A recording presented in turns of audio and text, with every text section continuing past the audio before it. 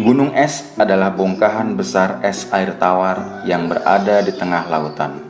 Separuh badan gunung berada di dalam laut, sedang separuhnya lagi berada di permukaan.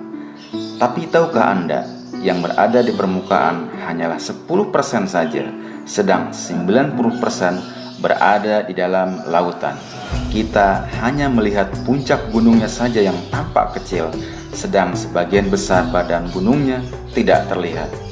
Kapal Titanic adalah salah satu korban keganasan gunung es ini. Sang nahkoda tidak sadar bahwa gunung es yang terlihat kecil itu ternyata besar karena terhalang oleh kedalaman lautan. Titanic menabrak bongkahan gunung es yang ada di bawah permukaan laut. Fenomena gunung es itu menarik untuk kita kaji, jadikan ibrah. Manusia sebenarnya ibarat gunung es, hanya permukaannya saja yang terlihat, sedang sebagian besarnya tidak tampak. Ekspresi seseorang yang tampak belum tentu mencerminkan keadaan yang sebenarnya. Sebaliknya, ekspresi itu juga bisa jadi atas respon dari hal yang lain. Ketika seseorang marah pada kita, boleh jadi hasil dari peristiwa yang dialami sebelumnya, sehingga yang kena imbasnya adalah kita. Atau ketika ada orang yang sedang bergembira di hadapan kita, padahal siapa tahu kalau hatinya sedang gundah gulana. Betapa sulitnya memahami kondisi seseorang secara sebenarnya.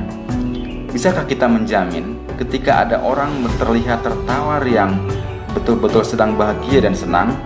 Belum tentu, bukan? Barangkali itu hanya kamuflase. Begitu juga sebaliknya. Orang pura-pura sedih dan diam, padahal hatinya sedang bahagia dan senang. Kita berusaha untuk tidak menilai, bahkan mencap buruk pada seseorang tatkala dia melakukan hal negatif. Tetapi kita berusaha mengetahui peristiwa apa di balik ekspresi negatifnya itu. Dengan begitu, kita bisa belajar berempati dan menilai secara proporsional.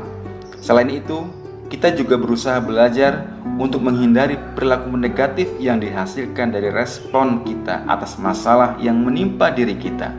Karena itu hanya membuat buruk diri kita. Semua akan kembali kepada diri kita. Kata-kata dan perilaku menjadi cermin diri kita sendiri. Dalam sebuah hadis, Rasulullah SAW bersabda, "Barang siapa beriman kepada Allah dan hari akhir, maka hendaklah ia berkata baik atau diam." Sedang dalam Al-Quran disebutkan, perkataan baik dan pemaafan lebih baik dibanding sedekah dengan cacian. Sesungguhnya Allah Maha Kaya lagi Maha Santun.